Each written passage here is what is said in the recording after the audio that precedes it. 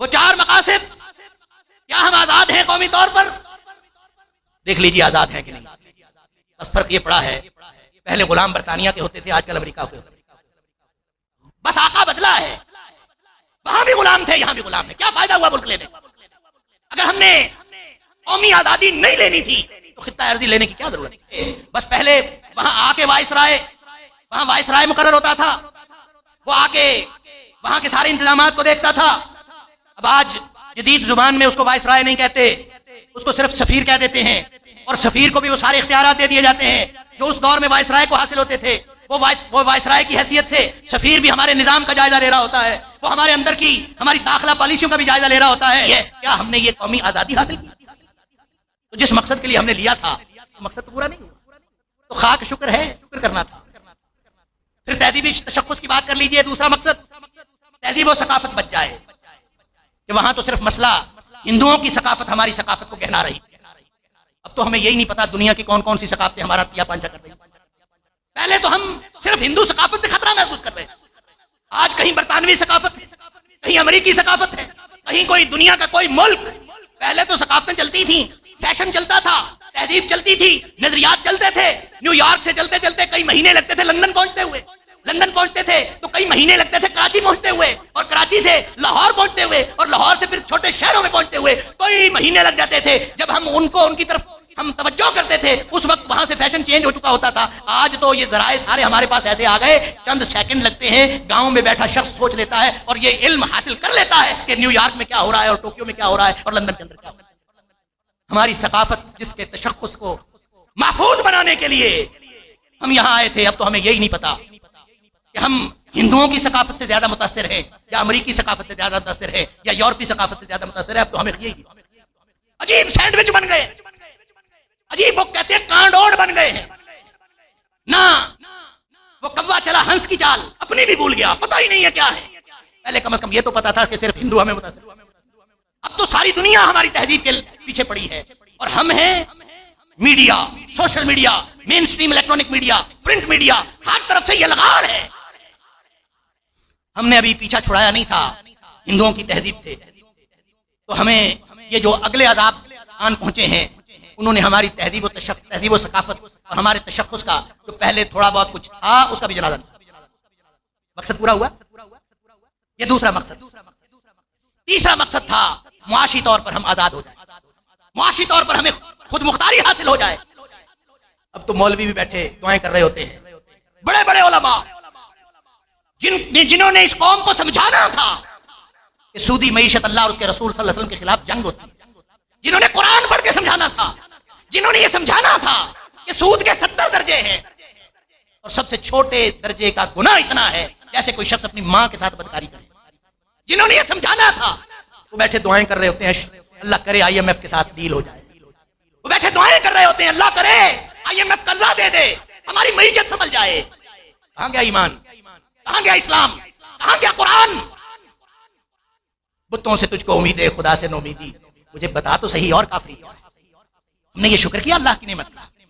وَاذْكُرُوا إِذْ أَنْتُمْ قَلِيلٌ مُسْتَضْعَفُونَ فِي الْأَرْضِ. یاد کرو 1947 سے پہلے، آج پون صدی بعد 75واں یوم آزادی مناتے ہوئے تو کچھ تو یاد کرو. وَاذْكُرُوا إِذْ أَنْتُمْ قَلِيلٌ مُسْتَضْعَفُونَ فِي الْأَرْضِ. کمزور تھے، اللہ نے تمہیں طاقت دی، تو کیا شکر کیا تم نے اس طاقت کا؟ اللہ نے تمہیں ٹھکانہ دیا، تم نے کیا شکر کیا اس ٹھکانے کا؟ اللہ نے جن مقاصد کے لیے پاکستان دیا تھا کیا تم نے ان مقاصد کو حاصل کیا؟ اس کو حاصل کرنے کے لیے کتنے % کامیابی حاصل کی؟ ذرا جائزہ ہی لے لو. پون صدی بعد، 75 سالوں بعد تو معاشی خود مختاری حاصل ہو گئی. وہاں تو ایک بدبخت تھا بنیا جس کے تسلط سے آزادی لینی تھی، وہاں تو ایک تھا. اب تو ہمیں یہی نہیں سمجھ آ رہی امریکہ کا غلام بننا ہے کہ چائنا کا غلام بننا ہے کہ ماسکو کا غلام بننا ہے. ابھی تو ہم سمجھ نہیں آ رہے. اپنے معاشی تسلط، کس کے معاشی تسلط کے نیچے آنا ہے؟ ایک کہتا ہے ہم حقیقت پسند ہیں، ہم سمجھتے ہیں ہماری لائف لائن امریکہ کے ہاتھ میں ہے، ہم امریکہ سے قرضے نہ لیں ہماری معیشت نہیں چلتی. دوسرا کہتا ہے نہیں، میں اچھا بھلا ماسکو گیا تھا، ہماری لائف لائن ماسکو کے ہاتھ میں تھی، ہم وہاں سے لے کے آتے، یہاں معاملات ٹھیک ہوتے. تیسرا اٹھتا ہے وہ کہتا ہے نہیں، سب کو چھوڑے، اصل جو ہمالیہ سے اونچی دوستی والا ملک جو چائنا ہے ہماری لائف لائن اس کے ہاتھ. اور چوتھا اور آخری مقصد اسلام نافذ کرنا.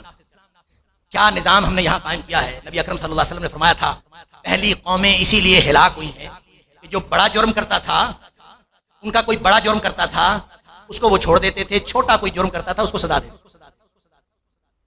یہ ہمارے پاکستان کے اندر تو یہی کچھ ہو رہا ہے.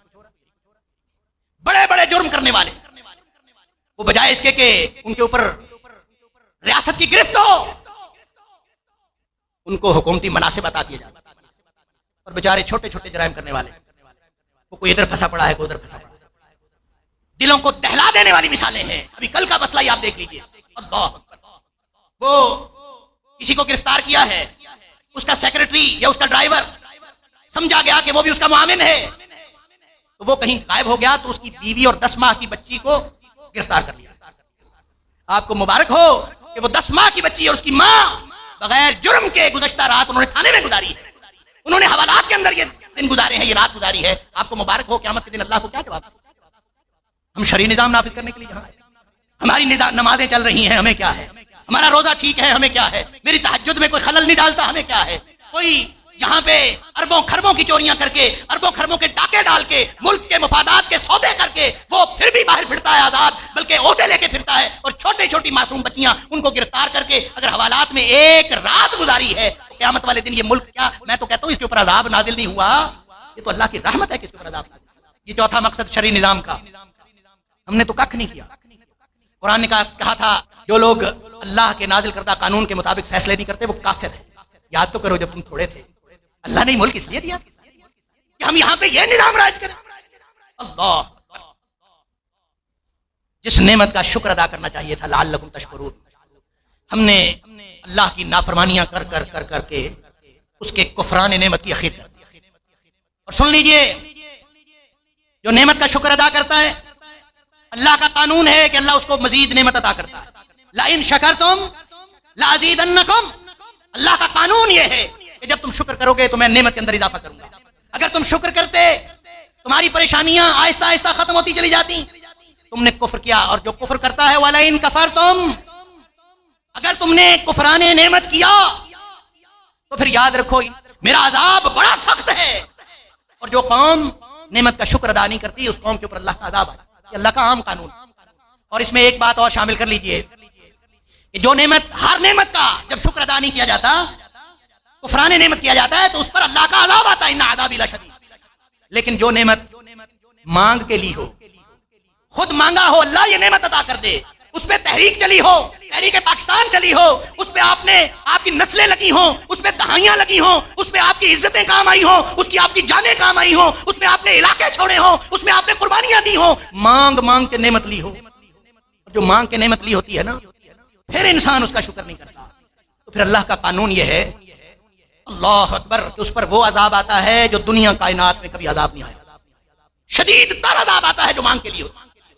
سورہ مائدہ کے اندر حضرت عیسیٰ علیہ السلام کا وہ واقعہ، ان کی قوم نے کہا اللہ سے مانگو اللہ ہمیں مائدہ عطا فرما دے. حضرت عیسیٰ علیہ السلام نے دعا فرما دی اللہم انزل علینا مائدۃ من السماء تکون لنا عیدا لاولنا وآخرنا. اللہ ہمارے اوپر مائدہ نازل کر، ہمارے لیے خوشی ہوگی، ہمارے لیے رزق ہوگا، ہم سب خوش ہوں گے، ہمارے اگلے پچھلے خوش ہو جائیں گے. اللہ تو ہمیں مائدہ عطا. اللہ تعالیٰ نے فرمایا قال اللہ انی منزلها علیکم، سن لو میں یہ مائدہ نازل کر دوں گا، تم مانگ رہے ہو میں نعمت عطا کر دوں گا.